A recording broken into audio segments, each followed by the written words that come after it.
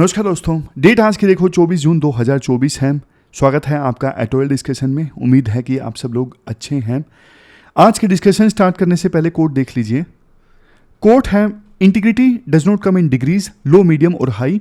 You इधर have integrity और you don't. Integrity देखो एक बड़ा एथिकल कंसेप्ट है।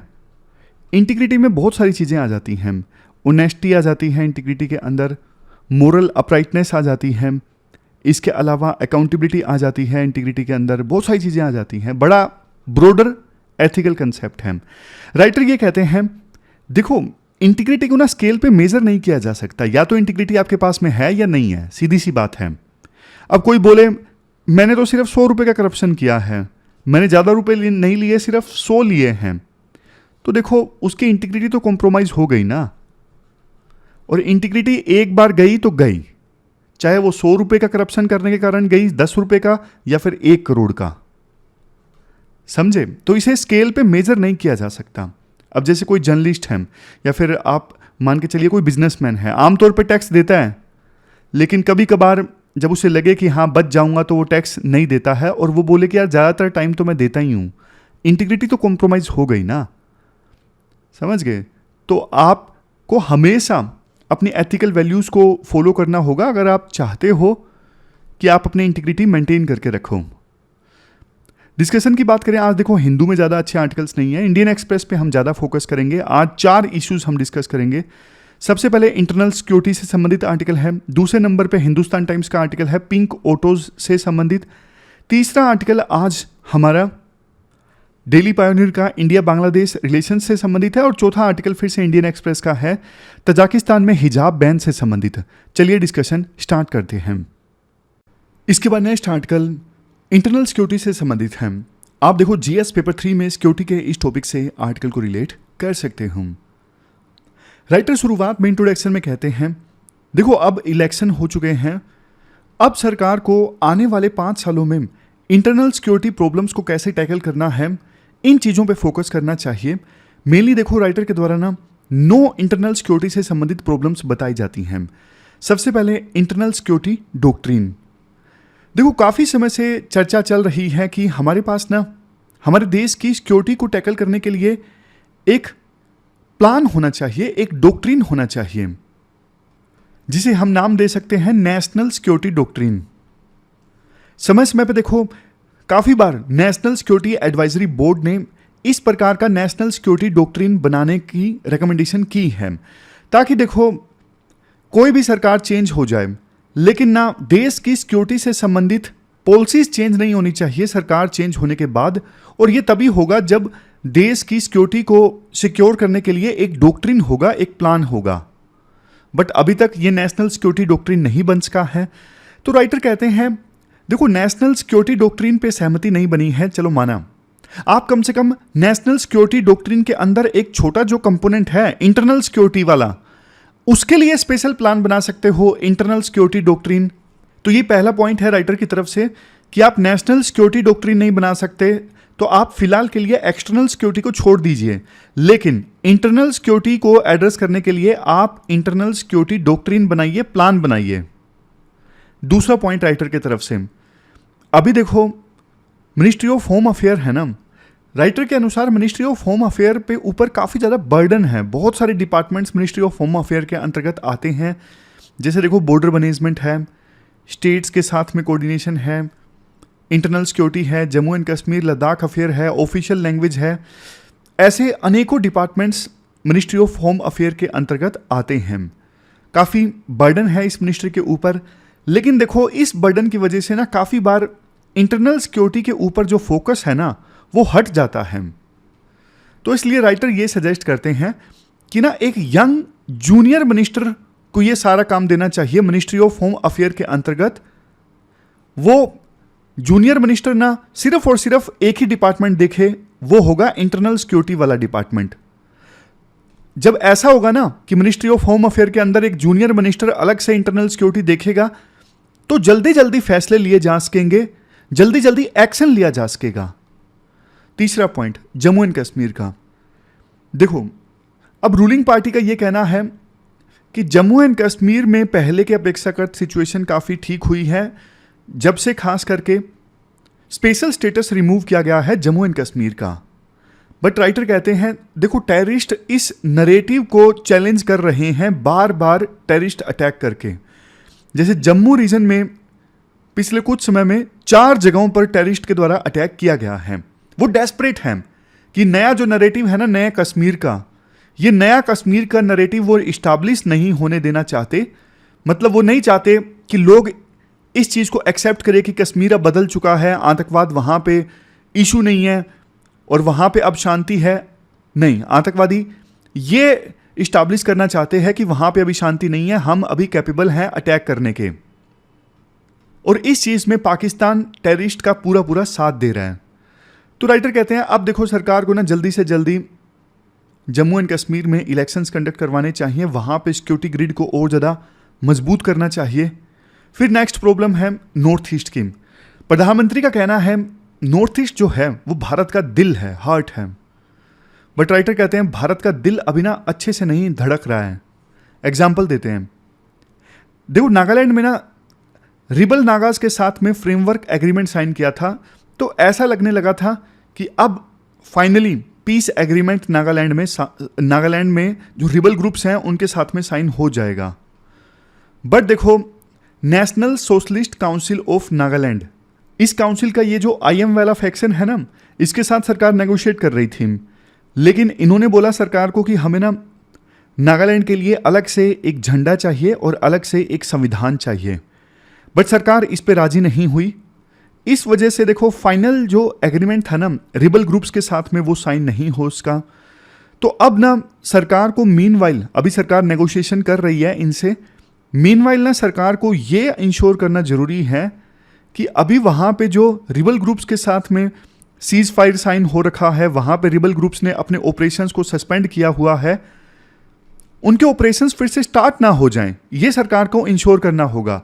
अगर रिबल ग्रुप्स के ऑपरेशन फिर से स्टार्ट हो गए ना, जैसे कि खबरें आ रही हैं, तो फिर देखो वो एक पैरेलल गवर्नमेंट चलाने लगते हैं, एक्सटोर्शन मांगने लगते हैं और यूथ को रिक्रूट करने लगते हैं आर्म्ड फोर्सेस में अपनी। तो फिर सरकार के लिए एक परेशानी खड़ी हो जाती है जो कि सरकार नहीं चाहेगी। और मणिपुर में तो देखो डिजास्टर हुआ है। मणिपुर की समस्या को एड्रेस करने के लिए सरकार ने, मिनिस्ट्री ऑफ होम अफेयर ने एक मल्टी एथनिक पीस कमेटी का गठन किया जिसमें मैती हैं, कुकी हैं। लेकिन इस कमेटी से कोई रिजल्ट नहीं आए। तो वहाँ पे देखो प्रॉब्लम्स काफ़ी हैं। नॉर्थ ईस्ट में इलीगल माइग्रेशन की प्रॉब्लम है, म्यांमार और दूसरे देशों से ड्रग की ट्रैफिकिंग की जाती है, स्मगलिंग होकर ड्रग्स आता है, आर्म्स की स्मगलिंग बहुत ज़्यादा वहाँ पे चलन में है। इवन जो कुछ मेती के लोग हैं, कुछ कुकी के लोग हैं, उन्होंने बहुत सारे हथियार लूट लिए पुलिस स्टेशन से। तो अब वहाँ पे ना रिबल ग्रुप्स के पास खास करके मणिपुर में बहुत सारे हथियार हैं लूटे हुए। नेक्स्ट जो प्रॉब्लम है वो है नक्सल प्रॉब्लम। अब 7 फरवरी को देखो नित्यानंद राय जो minister of state for home affair थे ना, इन्होंने दावा किया कि जो national policy and action plan था ना, इसकी वजह से नक्सलिज्म में काफ़ी कमी आई है। नक्सलिज्म जो देखो 2010 के आसपास पीक पर था, तब से लेके अभी तक नक्सल हमलों में ना 73% की गिरावट देखने को मिली है। जहां 2010 में 465 पुलिस स्टेशंस में नक्सल इंसर्जेंसी हुआ करती थी, अब देखो 2023 आते आते 42 डिस्ट्रिक्ट्स में 171 पुलिस स्टेशंस में नक्सल इंसर्जेंसी देखने को मिल रही है। तो जो कि अच्छी बात है, देखो नक्सलिज्म कम हुआ है। बट सरकार को अब हीलिंग टच देना चाहिए। अब कोशिश करनी चाहिए जो नक्सलिज्म के कैडर अभी भी एक्टिव हैं, 1 महीने का सरकार खुद से यूनिलेटरल सीज फायर का ऐलान कर दे और जो इंसर्जेंट्स हैं उनको सरकार टेबल पे बुलाए कि पूछे कि भाई आप क्या चाहते हो, उनको सरकार मेन स्ट्रीम में लेके आए और जहां पे डेवलपमेंट अभी तक नहीं पहुंचा है वहां पे सरकार डेवलपमेंट लेके आए ताकि नक्सलिज्म को पूरी तरह से ही खत्म कर दिया जाए। नेक्स्ट है इंटेलिजेंस ब्यूरो एंड CBI। देखो जो IB है ना, जो देश के अंदर इंटेलिजेंस इकट्ठा करती है, इसे ना 1887 में इस्टाब्लिश किया गया था जब ब्रिटिशर्स देश पर रूल कर रहे थे एक एडमिनिस्ट्रेटिव ऑर्डर की सहायता से। बट अब समय आ गया है कि IB को ना ज़्यादा पावर दी जाए, इसे स्टैट्यूटरी बेसिस दिया जाए, मतलब एक अलग से एक्ट के थ्रू इस बॉडी को IB को इस्टाब्लिश किया जाए। एक्ट के थ्रू इस्टाब्लिश किया जाएगा तो ये बॉडी ज़्यादा पावरफुल होगी, इसका मिसयूज रुकेगा। तो आईबी को ऑटोनमी देना जरूरी है ताकि रूलिंग पार्टी, चाहे वो कांग्रेस हो बीजेपी हो, वो इस एजेंसी का मिसयूज ना कर सके। नेक्स्ट है सीबीआई। सीबीआई को देखो इस्टेब्लिश किया गया था 1 अप्रैल को 1963 में। इसे इस्टेब्लिश किया गया था Delhi special police establishment act 1946 के अंतर्गत। बट इस बॉडी को बिना ज़्यादा मैंडेट, ज़्यादा इंफ्रास्ट्रक्चर, ज़्यादा रिसोर्सेज देने की आवश्यकता है। ये 24वीं पार्लियामेंट्री कमेटी की रिपोर्ट ने भी कहा, सुप्रीम कोर्ट ने भी सीबीआई को पिंजरे में बंद तोता बताया था। तो इस बॉडी को पिंजरे से आज़ाद करने की आवश्यकता है। नेक्स्ट है स्टेट पुलिस। हाल ही में देखो प्रधानमंत्री मोदी ने ना पीएमओ को पीपल्स पीएमओ बोला, लोगों का पीएमओ।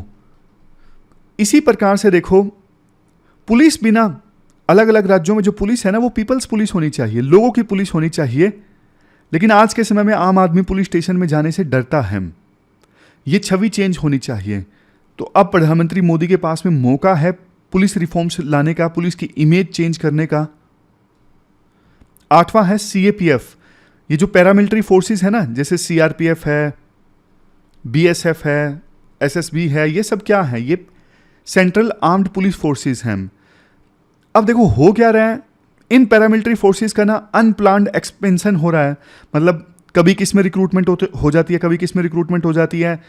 विजन नहीं है सरकार के पास कि इन पैरामिलिट्री फोर्सेस को लेके आगे सरकार का क्या प्लान क्या है, कितनी संख्या इंक्रीज करेगी, कैसे इनको ट्रेनिंग देगी।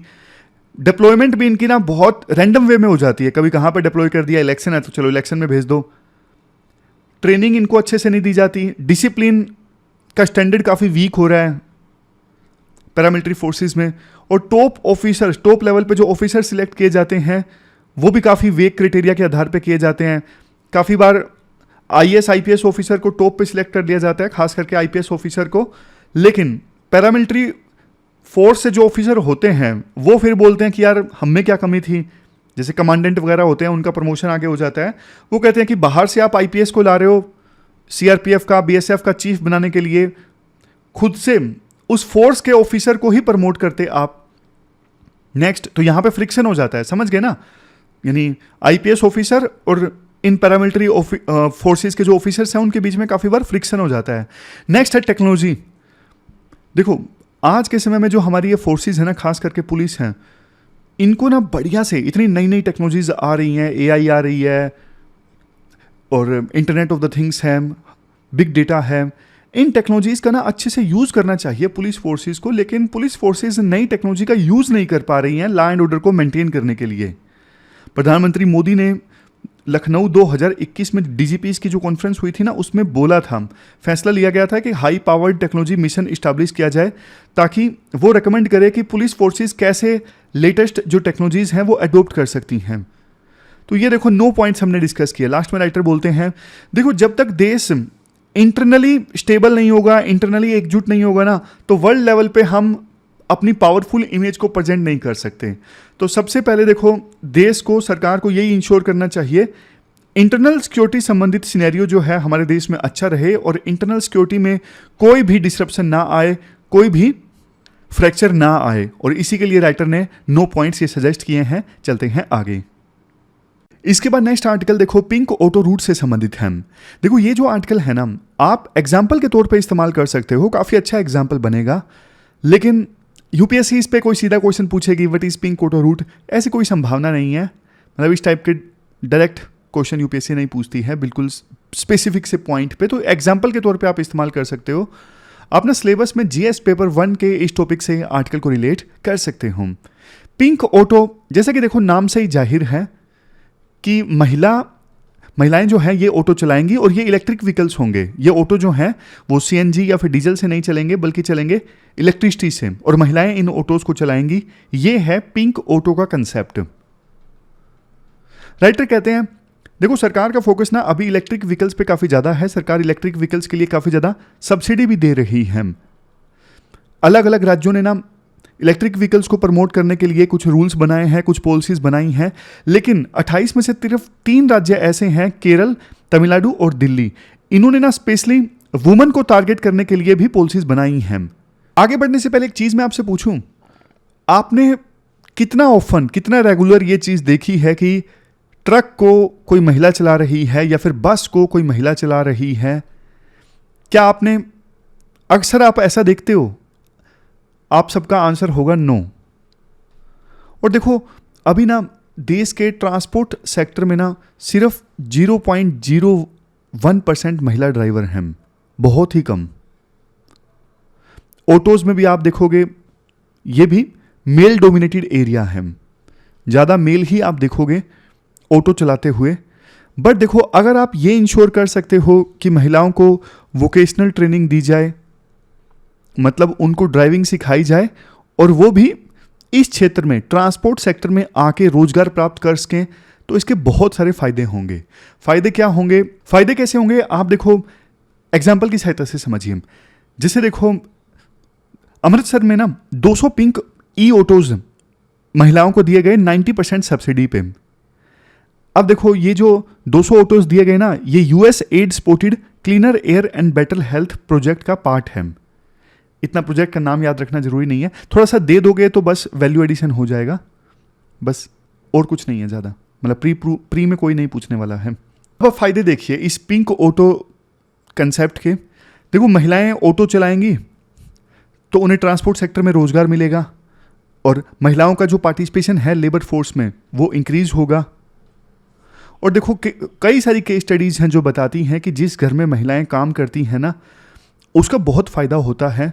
फ़ायदा जहां एक तरफ इनकम के मामले में तो होता ही है कि वो परिवार फिर गरीब नहीं रहता, दूसरा देखो फैमिली में महिलाओं की जो डिसीजन मेकिंग पावर है ना वो इंक्रीज होती है, यानी महिलाओं का एम्पावरमेंट होता है। फैमिली प्लानिंग जैसे इश्यूज़ में उनका जो से है वो इंक्रीज हो जाता है, समझ गए? तो ये एक पहला पॉइंट है। अब दूसरा पॉइंट देखिए आप, अगर महिलाएं ऑटो चलाएंगी तो इलेक्ट्रिक ऑटोज़ हैं, एमिशन भी कम होगा। चलो ये तो कोई पॉइंट नहीं हुआ, इवन मैन चलाए या वुमन, इलेक्ट्रिक ऑटोज़ एमिशन तो कम होगा ही। इसमें वुमन का ज़्यादा रोल नहीं कह सकते मैन के अपेक्षा कर। लेकिन हाँ, अब आप नेक्स्ट पॉइंट देखिए, अगर महिलाएं ज़्यादा ऑटो चलाएंगी तो एक जो स्टीरियोटाइप है ना कि ये जॉब्स जो हैं वो महिलाओं के लिए है, जैसे नर्सिंग की जॉब्स हैं, टीचिंग की जॉब्स हैं, एचआर की जॉब्स हैं, और कुछ दूसरे टाइप की जॉब्स हैं वो मैन के लिए हैं, वो स्टीरियोटाइप टूटेगा। समझ गए? अभी ट्रांसपोर्ट सेक्टर के बारे में स्टीरियोटाइप ये है, ये सिर्फ मैन के लिए जॉब है, वुमेन के लिए नहीं है। बट महिलाएं इस सेक्टर में आएंगी तो वो स्टीरियोटाइप टूट जाएगा। फिर आगे भी ऐसे सेक्टर्स जहां पे ट्रेडिशनली जो मेल डोमिनेटेड सेक्टर्स रहे हैं वहां पे भी महिलाएं काम कर सकेंगी, उनको भी इक्वल अपॉर्चुनिटीज मिलेंगी। समझ गए? तो ये पॉइंट हुआ। फिर देखो जब महिलाएं ऑटो चलाएंगी वो सड़कों पे ज़्यादा आएंगी, तो अब इसका एक फ़ायदा ये होगा, फिर वुमन की सिक्योरिटी रिलेटेड इश्यूज पे ज़्यादा चर्चा होगी। ज़्यादा चर्चा होगी तो फिर सरकार ज़्यादा प्रयास करेगी महिलाओं की सेफ्टी के लिए। फिर देखो ये चीज़ ना इकोनॉमिकली भी एज ए मल्टीप्लायर है, इकोनॉमी मल्टीप्लाई होगी इससे। कैसे? ज़्यादा महिलाएं काम करेंगी मतलब ज़्यादा इकोनॉमिक एक्टिविटीज़, मतलब ज़्यादा जीडीपी, मतलब इकोनॉमिक ग्रोथ रेट ज़्यादा। लेकिन उससे भी ज़्यादा आप एक पॉइंट ये देखिए, कई सारी केस स्टडीज़ ये शो करती हैं कि महिलाएं अगर ज़्यादा पैसा कमाती हैं ना तो वो देखो परिवार पे, कम्युनिटी पे ज़्यादा खर्च करती हैं। महिलाएं फिर बच्चों की एजुकेशन पे, बच्चों की हेल्थ पे, उन पे ज़्यादा खर्च करती हैं as comparison to man. Man दूसरी चीज़ों पे ज़्यादा खर्चा कर देते हैं।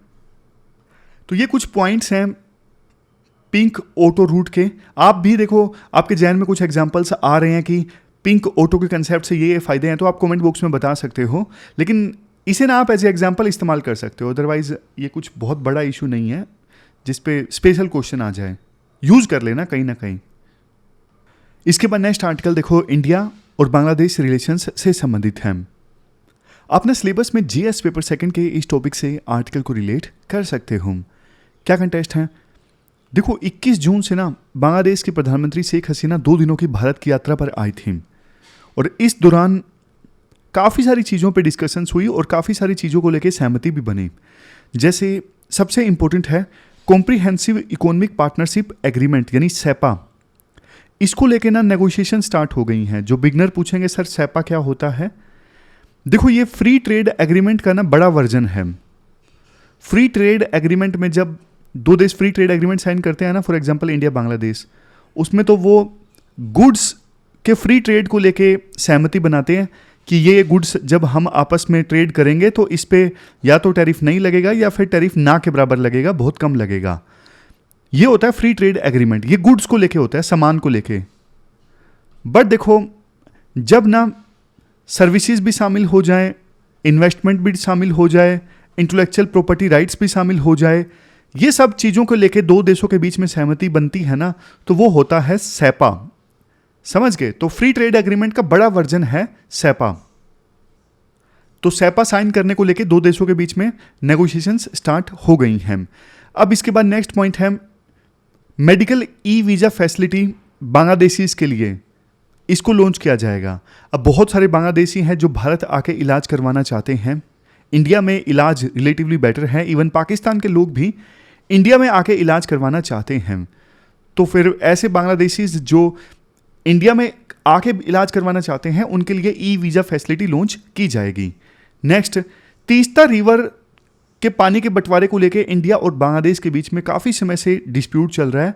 तो एक टेक्निकल टीम भेजी जाएगी ये डिसाइड करने के लिए कि तीस्ता रिवर का जो वाटर शेयरिंग है वो कैसे हो।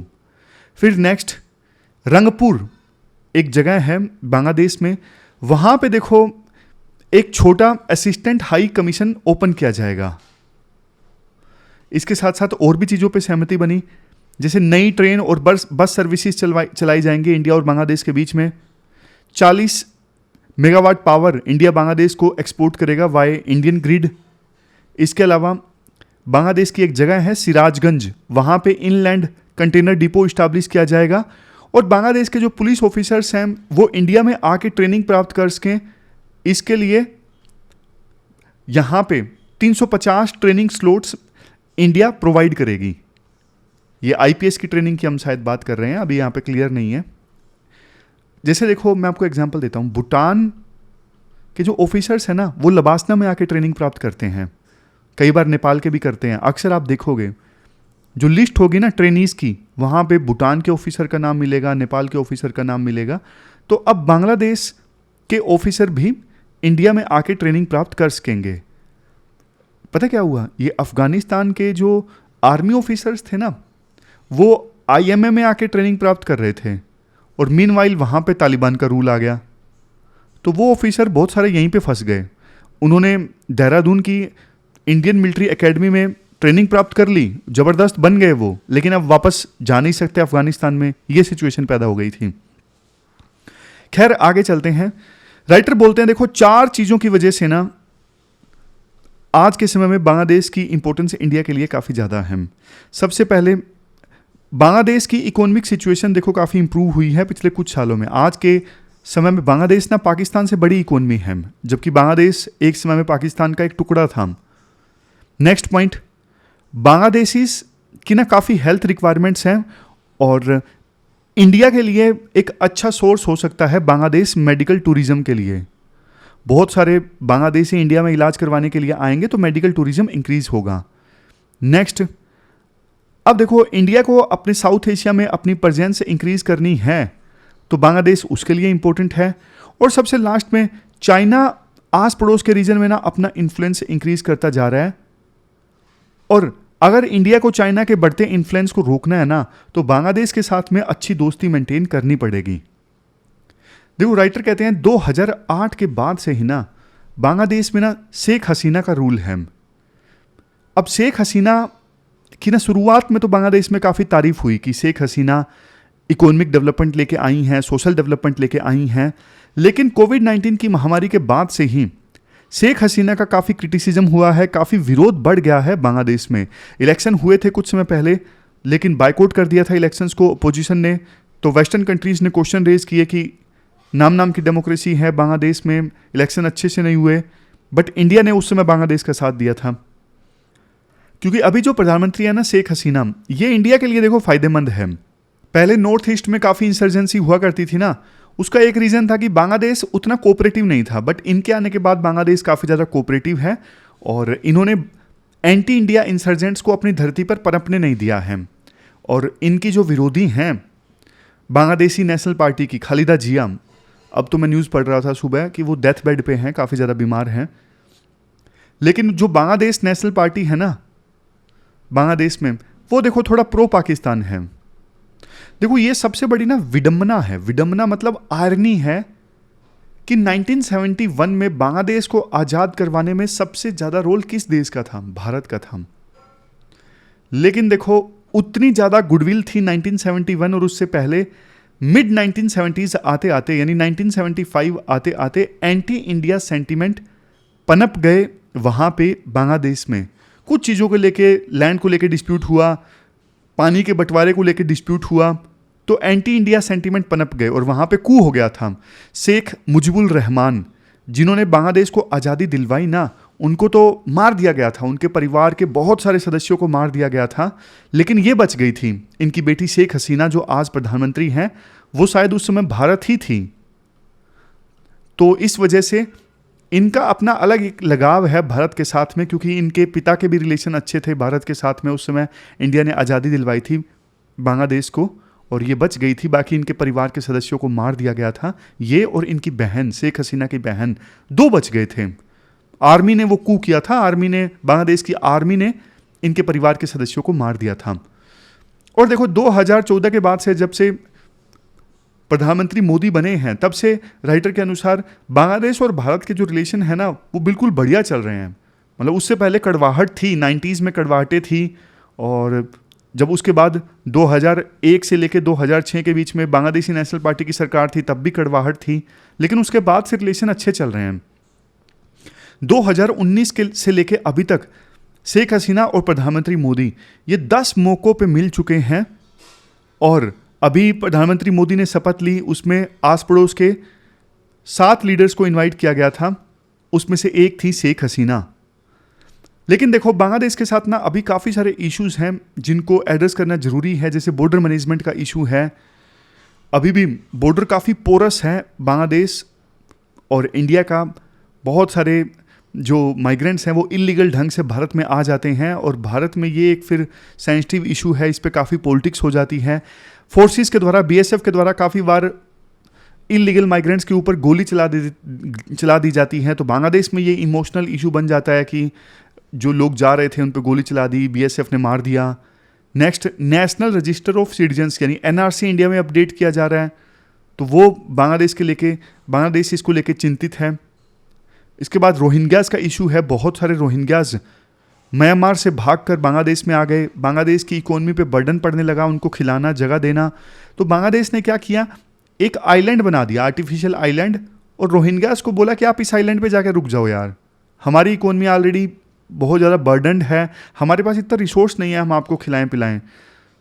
तो बांग्लादेश इंडिया की मदद चाहता है कि रोहिंग्या इशू पे इंडिया बांग्लादेश की मदद करे।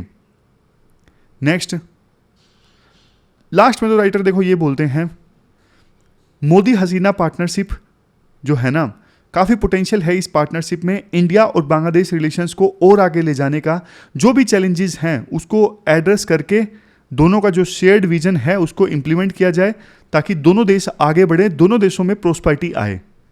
तो ये पूरा इशू हमने डिस्कस किया इंडिया बांग्लादेश से संबंधित। चलते हैं आगे। इसके बाद नेक्स्ट आर्टिकल देखो सेकुलरिज्म से संबंधित है। आप जीएस पेपर 1 से इस आर्टिकल को रिलेट कर सकते हो। वैसे देखो केस स्टडी ये तजाकिस्तान की है, लेकिन पॉइंट्स यूज हो जाएंगे। तजाकिस्तान एक देश सेंट्रल एशिया का, जो पहले देखो कभी सोवियत यूनियन का पार्ट हुआ करता था, लेकिन 1991 में जब सोवियत यूनियन के 15 टुकड़े हुए ना, तो उसमें से एक था तजाकिस्तान। समझ गए? अब देखो जब तजाकिस्तान अलग बना ना सोवियत यूनियन से, तो उस समय तजाकिस्तान में ना सिविल वार स्टार्ट हो गया। 1992 से 1997 के बीच में चला। सिविल वार में ना 2 ग्रुप्स थे। एक तरफ वो पॉलिटिकल पार्टीज, वो ग्रुप, वो इंडिविजुअल्स थे जो ना सोवियत यूनियन जैसी गवर्नेंस को कंटिन्यू रखना चाहते थे तजाकिस्तान में ही। पहले तजाकिस्तान सोवियत यूनियन का पार्ट, तो अलग होने के बाद कुछ लोग थे वो बोलते थे भैया जो सोवियत यूनियन में जैसे सेंट्रलाइज्ड पावर थी ना, सेंट्रलाइज्ड गवर्नेंस थी, जैसे रिलीजियस रिलेटेड पॉलिसीज थी, सब कुछ वैसा ही चलता रहे।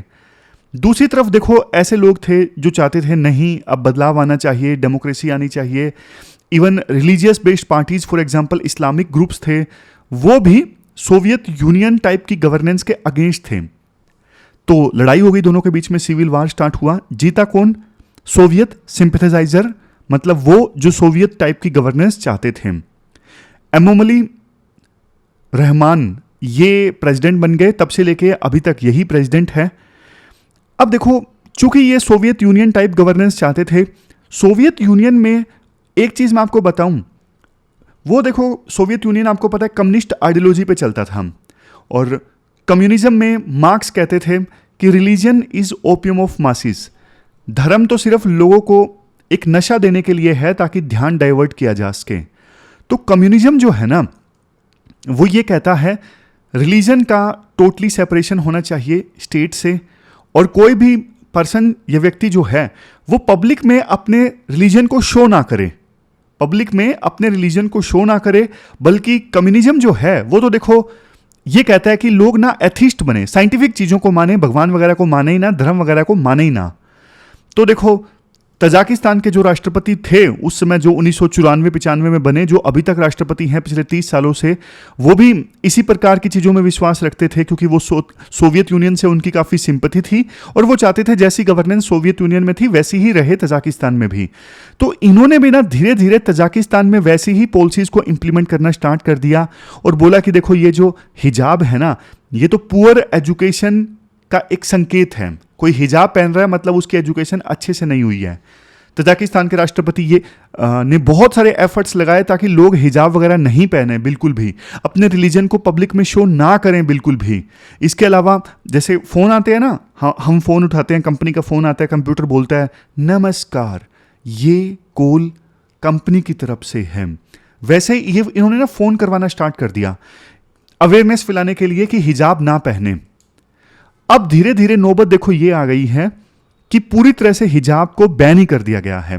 अनऑफिशियल रिस्ट्रिक्शंस तो देखो पहले ही लगाई हुई थी, सरकार नहीं चाहती थी लोग हिजाब पहने, उसके लिए अवेयरनेस कैंपेन भी चलाए हुए थे, बट अब सरकार ने हिजाब को पहनना बैन ही कर दिया है।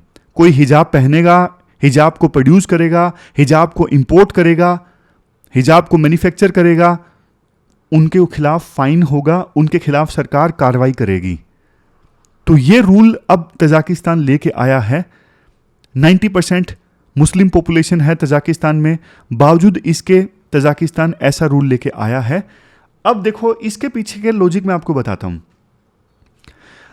बोलते ये हैं तजाकिस्तान के राष्ट्रपति कि इस्लामिक एक्सट्रीमिज्म काफी ज्यादा बढ़ रहा है, इस्लामिक एक्सट्रीमिज्म बढ़ रहा है, रेडिकल इस्लाम बढ़ रहा है, उसको रोकना जरूरी है, इसलिए सेकुलरिज्म को प्रमोट करना जरूरी है। और उसी को देखते हुए हमने ये कहा कि पब्लिक में आप अपने जो रिलीजियस सिंबल्स हैं उनको शो मत करो, रिलीजन को आप घर छोड़ के आओ। तो इस्लामिक रेडिकलिज्म एक रीजन। दूसरा, अब कुछ एक्सपर्ट्स ये भी बोलते हैं कि तजाकिस्तान में ना जो फेथ बेस्ड पार्टीज है ना, जो रिलीजन बेस्ड पार्टीज हैं, जैसे हमारे देश में ओवैसी की पार्टी है, ऐसी पार्टीज का चलन तजाकिस्तान में बढ़ रहा है। और इससे तजाकिस्तान के जो राष्ट्रपति है ना, उनको डर लग रहा है, उनको लग रहा है कि यार ये जो रिलीजियस बेस्ड पार्टीज है ना, वो अपना पावर इंक्रीज ना कर लें, अपना इन्फ्लुएंस इंक्रीज ना कर लें। तो उनको रोकने के लिए भी उन्होंने ये रूल लाया है हिजाब को बैन करना। अब हिजाब को बैन करना, इसके फायदे नुकसान दोनों हैं। नुकसान देखो, जैसे हम अक्सर बात बोलते हैं, ये पर्सनल चॉइस का वायलेशन है और फ्रीडम टू रिलीजन का वायलेशन है। लेकिन फ़ायदे भी हैं काफ़ी सारे कि पब्लिक में रिलीजियस सिंबल शो नहीं होंगे, मतलब सब बराबर हैं, धर्म के नाम पे भेदभाव नहीं होगा, वो सारी चीज़ें भी हैं। खैर आप बताइए कमेंट बॉक्स में आपकी क्या राय है इस इशू के ऊपर। क्वेश्चंस देखो 2 अटेम्प्ट करने हैं आपको।